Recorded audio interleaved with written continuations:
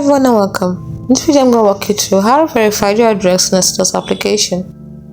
First, open the Exodus application on your mobile device.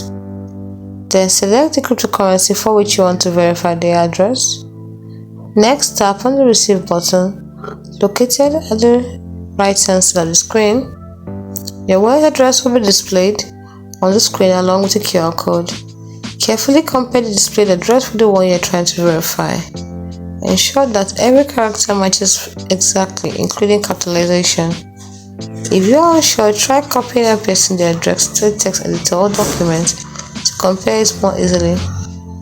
Never send cryptocurrency to an address that you have not verified. If you are unsure of any address, do not send any cryptocurrency to it. Then you can also consider using a QR code scanner to verify the address. This can help to reduce the risk of errors. Remember, always double check the address before sending cryptocurrency